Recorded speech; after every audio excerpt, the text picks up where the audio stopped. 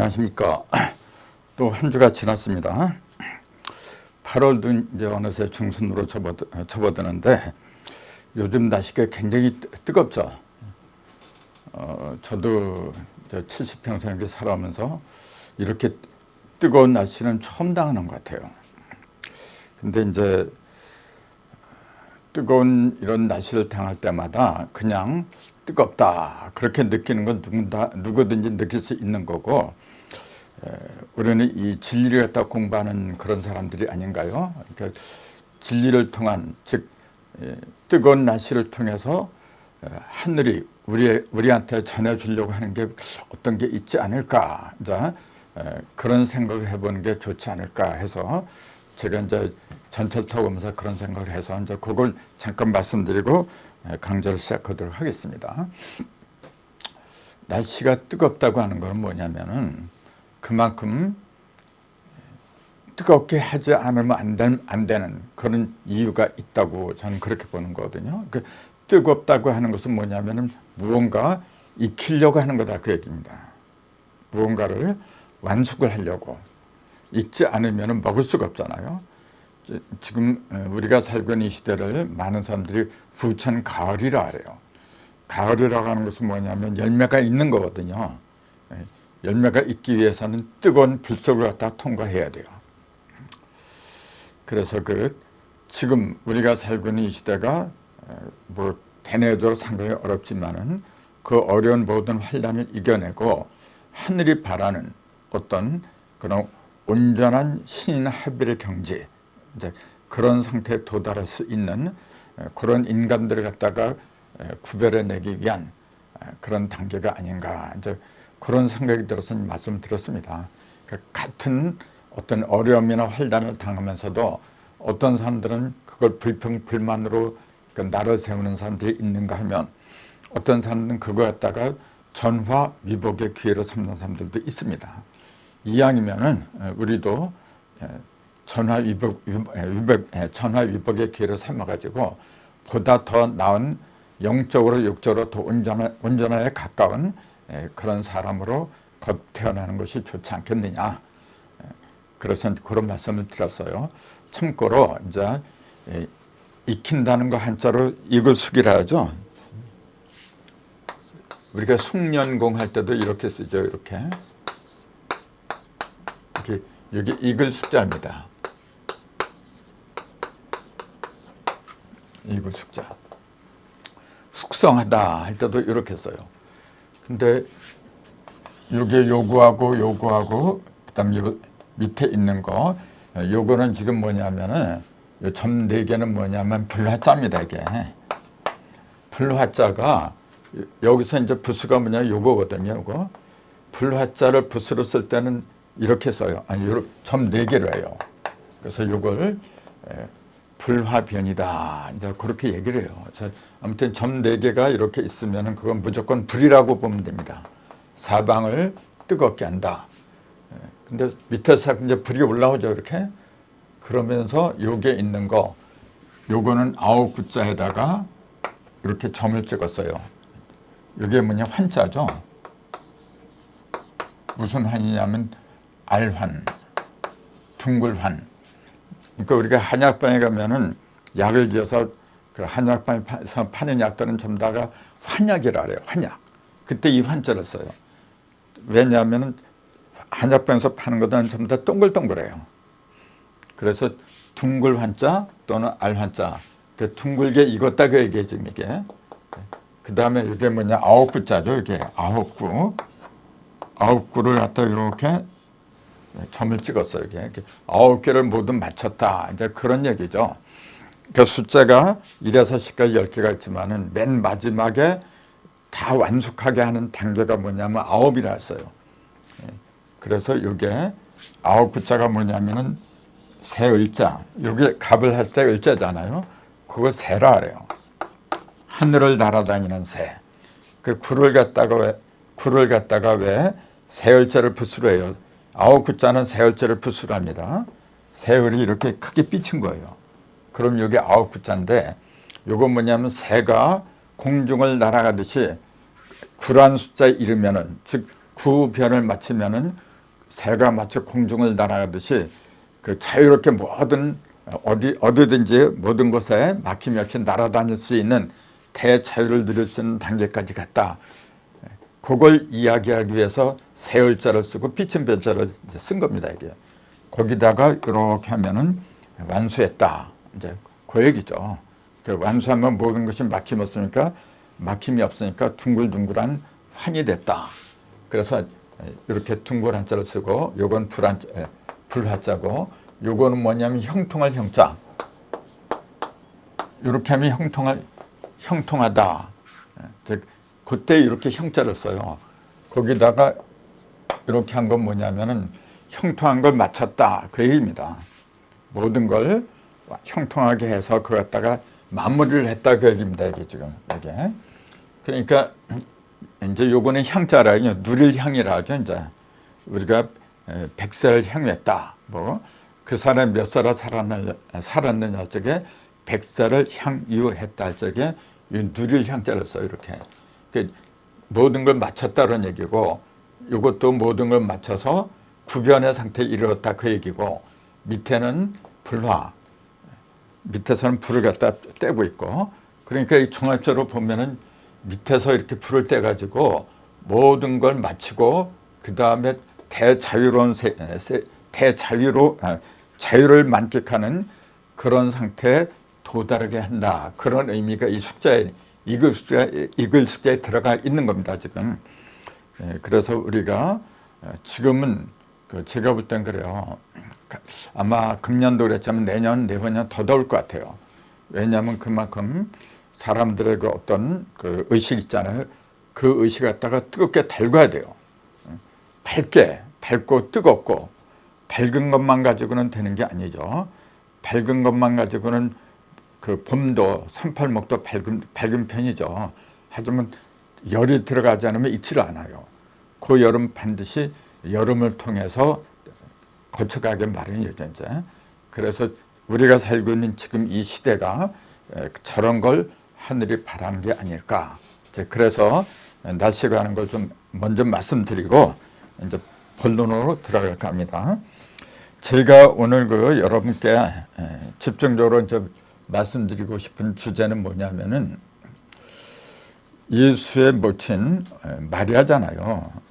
그 마리아를 예수님이 우리가 알기로는 33세에 돌아가신 걸로 얘기를 하잖아요.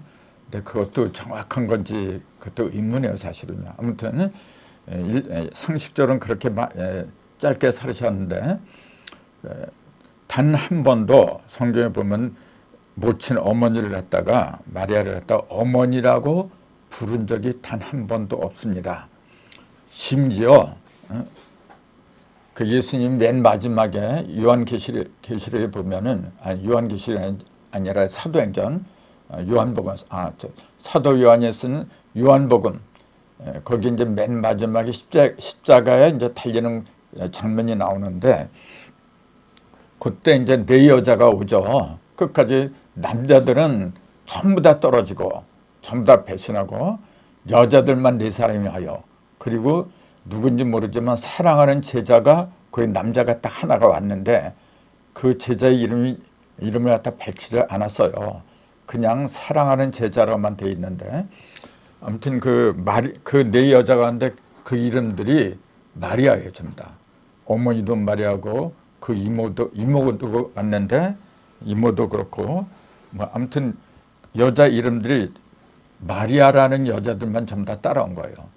그것도 좀 신기하지 않나요? 말이 나온 김에 마리아라는 뜻이 있습니다, 여러분. 그거는 높다는 뜻이에요. 그 시온 성도 높다는 그런 의미가 있는데 그거는 이제 그 산을 가리킨 거고 여자 중에서 높은 여자는 마리아라고 하더라. 그러니까 영적인 높은 상태가 되지 않은 사람들은 예수의 십자가까지 마지막 십자가를 타는 그 순간까지 함께 할 수 없다. 이제 그걸 의미하는 게 아닌가. 이제 그렇게 보는 겁니다. 그러니까 그 이름 하나하나에도 성경에 나오는 그 이름 하나에도 깊은 의미가 있다는 거. 그러니까 우리 한간에서도 그러잖아요. 이름을 잘 지어야 된다. 그래서 장명소가 한때는 잘 되던 그런 시절이 있었잖아요. 본래 이름이라고 하는 건 뭐냐면 이르다에서 온 거예요. 어디에 도달하다, 이르다. 그 어디의 이름, 그 얘기입니다. 그러니까 이름을 지을 때는 뭐냐면은 우리가 애들한테 이름을 지을 때는 부모가 그 아이가 이 다음에 커가지고 어떠한 상태의 이름을 이르기를 바라는 그 의미가 그 속에 들어 있는 겁니다, 여러분. 그렇게 중요한 거예요. 아무튼 그 마리아라는 이름을 가진 여자들만 그 맨 마지막 돌아가시는 순간까지 함께 했더라. 그리고 이름은 모르지만 사랑하는 제자가 그 예수의 어머니 마리아하고 같이 그 곁에 서 있는 걸 이제 예수님이 봤어요. 십자가상에서. 그때도 뭐라고 하냐면은 여러분 생각을 해보세요. 이제 그 맞으면 목숨이 끊어져요. 그러면 어머니라고 부르면 얼마나 좋아. 근데 그때도 뭐라 하냐면은 여자여 그래요. 여자여 그러면서 당신의 아들입니다. 그렇게 사랑하는 제자, 마리아 옆에 서 있던 사랑하는 제자를 가리키면서 당신의 아들입니다. 그렇게 얘기를 해요. 내가 아들입니다. 그게 아니고 사랑하는 제자를 가리키면서 저 사람이 당신 아들이다. 그렇게 얘기를 해요. 그건 좀 이해하기 힘들잖아요. 그러면서 그 사랑하는 그 제자한테 보라, 네 어머니다 또 그렇게 얘기를 해요. 그러면은 예수님은 정말로 그 마리아라는 사람이 자기를 낳아준 친엄마라는 사실을 갖다가 인정을 안 했다는 얘기인가요? 굉장히 의문이 들잖아요. 아무리 그 우리가 떠봤던 예수님이고 거룩한 분이라고 할지라도 좀 너무한 게 아닌가요? 근데 이런 얘기들을 하면은 기독교인들이 들으면 저는 죽일 놈이 되어버리죠, 이제. 그러나 사실은 사실이잖아요. 기독교도 율법이란 게 있잖아요, 벌써. 부모님한테 효도하라는 율법이 있잖아요. 근데 그 구세주라고 하는 성인 중에 성인이라고 하는 예수님이 어떻게 그런 행위를 해요? 세상에서는 그걸 후레자식이라 해요. 어떤 불안당보다도 더 못된 언사를 한 게 아닌가요? 불안당들도 지 어머니한테는 어머니라 그래요. 어떻게 여자요. 그러니까 그걸 내가 이제 그 옛날에 유명한 목사님 이제 몇 분한테 이제 물어본 적이 있어요. 근데 대답한 사람은 거의 없는데 두 번인가 딱 들었어요. 대답한 걸. 근데 뭐라 하냐면은 예수님은 세상을 구원하러 오신 구세주다. 공적으로는 구세주다. 어머니가 개인적으로는 모친이죠. 어머니지만은 공적으로 볼 때는 아니다 그런 얘기예요. 공적으로 볼 때는 구세주가 더 높은 거지 어머니가 어떻게 또 높은 거냐. 그러니까 공과 사를 구분하기 위해서 이렇게 말씀드린 거다.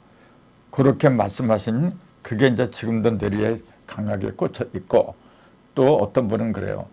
이스라엘 나라에서는 그 어머니를 갖다 여자여 그렇게 부르는 게 관례래요. 그래서 난 도대체 그것도 지금 이해가 안 돼요.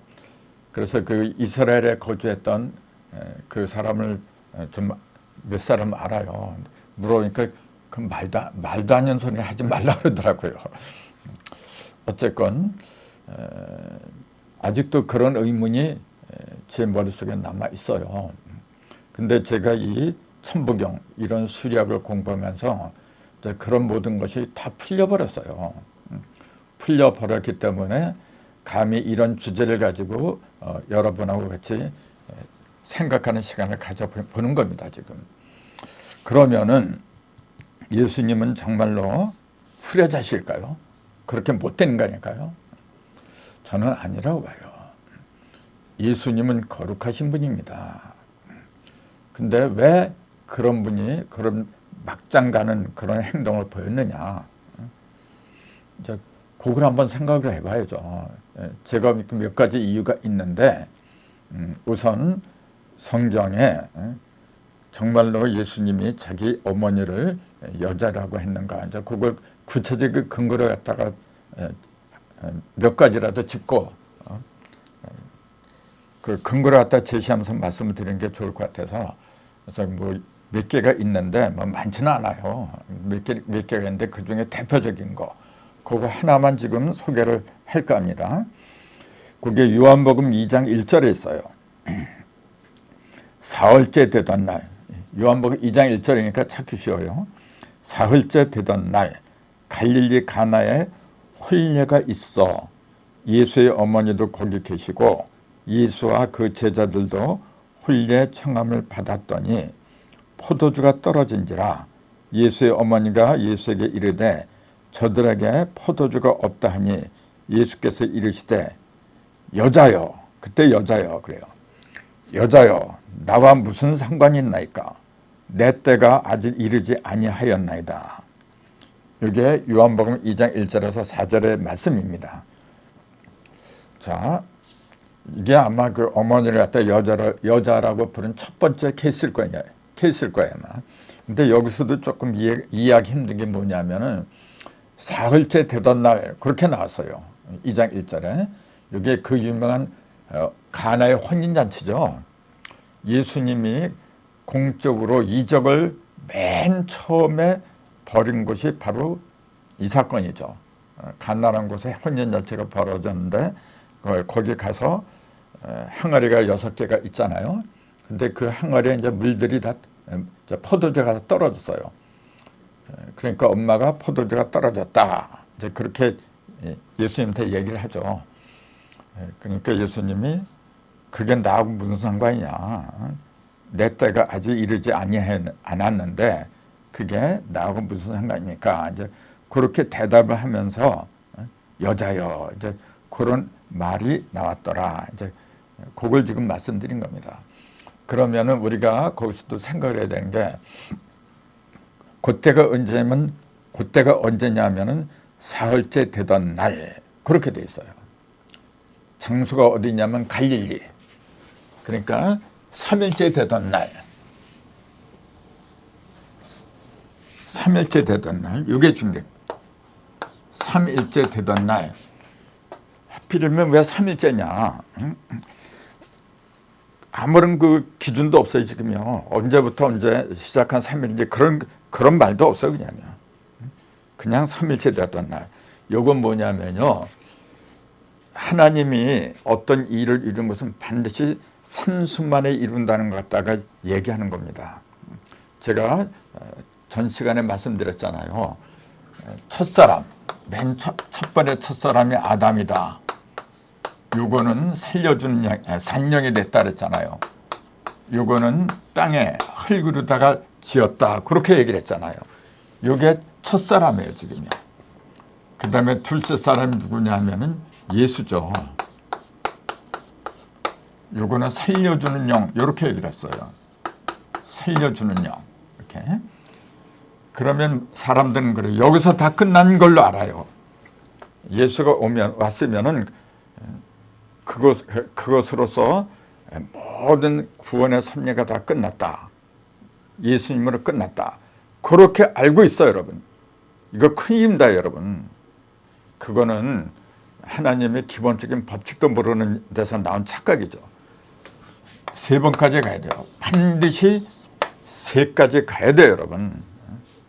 그럼 3번째 나오는 영은 뭐냐면 요건 산영이고 살려주는 영이고, 3번째 영은 뭐냐면 산영도 아니고 살려주는 영도 아닙니다, 여러분. 자, 요거는 죽은 영에서 맨 처음 살아났으니까 첫 번째고, 근데 다시 타락을 했잖아요. 그래서 모두가 죽음에서 이제 벗어나지 못하는 걸 예수는 와서 살려줬으니까 구세주다. 그렇게 얘기를 한 거죠. 구세주. 근데 그 상태는 아직 어떻게 된 거냐면은 살려는 주지만은 하나가 못했어요, 여러분. 예수님이 12 제자를 갖다가 건드렸지만은 그 어느 제자도 끝까지 함께한 제자가 없어요. 즉 함께하지 못했다고 얘기해요. 하늘이 바라는 영은 이 영도 아니고 이 영도 아니고 함께하는 영입니다. 함께하는 영이에요, 여러분. 그래서 처녀가 그 이사야 선지자의 입을 통해서 말씀하셨잖아요. 보라, 처녀가 잉타의 아들을 낳으니 그 이름을 예수라 하라? 아니죠. 분명히 하나님은 임마누엘이라 했어요. 임마누엘이라고 부르리라. 그렇게 이름까지 친히 명령을 내리셨어요. 그런데 정작 태어난 예수는, 그 마리아 처녀 몸에서 태어난 예수는 임마누엘이 아니라 예수라는 이름을 붙였어요. 이것도 이상하지 않나요, 여러분? 하나님이 이랬다 저랬다 그러면 그걸 어떻게 믿을 수가 있어요? 근데 당신 입으로다가 임마누엘이라 하리라 분명히 그렇게 말씀해 놓고 정작 가브리엘 천사를 통해서는 그 마리아한테 네가 낳는 아기를 갖다가 예수라 하라. 그럼 누구 말을 믿어야 돼 이거? 제가 볼 때는 하나님이 그 이사야 선지자의 입을 통해서 말씀하신 임마누엘이 하리라. 이게 진정한 저희 아들의 이름입니다, 여러분. 본래 하나님은 임마누엘을 갖다가 의식을 하고서 그걸 목적으로 하고서 그 섭리를 갖다 펼쳐 오신 겁니다. 근데 임마누엘이라는 뜻이 뭐냐면은 살려주는 영이다, 그게 아니고 임마누엘의 뜻이 뭐냐면 하나님이 우리와 함께 하십니다, 그 얘기입니다. 지금 우리와 함께 하는 영을 갖다가 임마누엘의 영이다, 그렇게 얘기를 했어요. 그거는 뭐 성경을 어느 정도 아는 사람들은 다 아는 사실이잖아요. 지금 함께 하는 영, 함께 할 때는 나 혼자만 있는 게 아니잖아요. 이 구세주는 뭐냐면은 살려주긴 살려줬지만은 아까 말씀드렸듯이 한 사람도 같이 한 사람이 없어요, 여러분. 함께하는 영이 못했다는 얘기예요, 지금요. 하나님은 그걸 알고 계셨어요. 임마누엘로 함께하는 영으로 언젠가는 되겠지만은 이 단계에서는, 둘째 단계에서 뭐냐면 그게 안 된다는 걸 알고 계셨어요. 그러니까 어쩔 수 없이 그 이름을 갖다 이렇게 가브리엘 입을 통해서 이렇게 또 예수라는 이름을 갖다 전달한 거고, 그러나 궁극적인 목적은 세 번째 이르는 그 임마누엘이라는 이런 영, 이런 분을 갖다가 같이 하게끔, 세상에서 같이 하게끔 그렇게 하려는 게 원래 목적입니다. 예수님이 내가 다시 오리라 그랬잖아요. 그래서 재림주를 지금도 기다리고들 있는데 왜 다시 온다 그랬어요? 여기서 이루지 못했기 때문에 그런 겁니다, 여러분. 예수가 이루지 못했기 때문에 그런 거예요, 여러분. 다 이루었으면은, 다 완성했으면 뭐로 다시 와요, 그래? 다시 온다고 하는 거는 무언가 다 하지 못한 게 있기 때문에 그런 거죠. 그게 세 번째 영, 그게 바로 임마누엘이에요. 예수님이 그 마리아를 갖다가 어머니라고 부를 수 없었던 가장 근본적인 이유가 뭐냐? 바로 이겁니다. 여기서는 지금 자기를 낳아주었는지 모르겠지만은 어머니다운 어머니가 못 됐어요. 왜냐하면은 이 마리아가 예수를 낳긴 낳았지만은 다시 자기하고 정혼했던 그 요셉 있잖아요. 그 요셉이 유다지파입니다. 유다지파.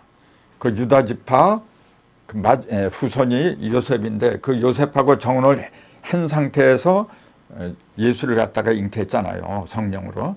그러니까 요셉이 그 더러운 여자로서 끊으려고 그랬잖아요, 이렇게. 그때 가브리엘 천사가 나타나서 얘기를 해주잖아요, 거룩한 사람이라고. 그러면 예수를 낳았잖아요. 그건 유다지파에서 나온 게 아니잖아요. 유다지파에서 나왔다는 그 얘기 뭐냐면 율법의 후손이란 얘기예요. 율법의 후손. 하나님이 바라는 온전한 아들은 율법에서 나오는 게 아닙니다. 율법에서 나오긴 나오지만은 그 율법을 갖다 완성한 사람을 갖다 바라는 거지. 그 율법에서 완전히 벗어난 사람을 바라는 게 하나님의 목적이에요. 근데 그렇게 하기 위해서 뭐냐면 율법을 갖다가 그 마감을 해야 되잖아요. 그래서 그 마감을 하기 위해서 율법의 마지막 혈통, 그 유다 지파에서 유다 지파에 그 속한 요셉하고 정원한 처녀의 몸에서 나오게 했던 겁니다. 그게 하나님의 지혜예요, 바로. 그러면은 그 율법에서 이렇게 벗어나서 그 벗어난 여자 처녀의 몸으로 나왔으면은, 예수를 낳았으면은 다시 그 지파로 돌아가면 안 되잖아요. 다시 율법으로 돌아간다는 거 하는 것은 뭐냐면은, 내가 더러운 곳에 있다가 깨끗한 곳으로 왔다가 다시 또 더러운 곳으로 가는 거랑 똑같은 거예요. 그러니까 어떻게 되죠? 온전한 여자가 아니죠. 온전한, 이것도 마찬가지. 예수님도 아들은 아들이지만은, 그러나 이 3단계로 볼 적에는 온전한 아들이 아니죠. 아들이 되기 위해서 이제 갓 태어난 사람에 지나질 않는 거죠. 그러니까 마리아도 그렇고 예수도 그렇고 어머니와 아들이 아직 안 됐습니다. 그렇기 때문에 어머니라고 부를 수가 없는 거예요, 여러분. 어머니가 아닌데 어떻게 어머니라고 불러요? 또 아들도 아닌데 어떻게 아들이라고 불러요? 그러니까 마지막 십자가상에서 달리는 그 순간에도 그 사랑하는 제자, 그 제자한테 그 여자 옆에 서서 그 제자를 가리키면서 당신의 아들입니다 그래요. 그 얘기는 뭐죠? 그 사랑하는 제자를 갖다 자꾸만 어떤 사람들은 사도 요한이라고 주장하는 사람들이 많아요. 왜냐하면 요한이라는 뜻이 사랑하다 그런 뜻이잖아요. 근데 그 성경에는 그런 기록이 없어요, 여러분. 그냥 사랑하는 제자라고 나와 있지 이름이 나오질 않아요. 저는 그게 맞다고 봐요. 왜냐하면 그 당시는 없었으니까. 아들이라고 아들의 수준에 올라간 사람이 한 사람도 없어요.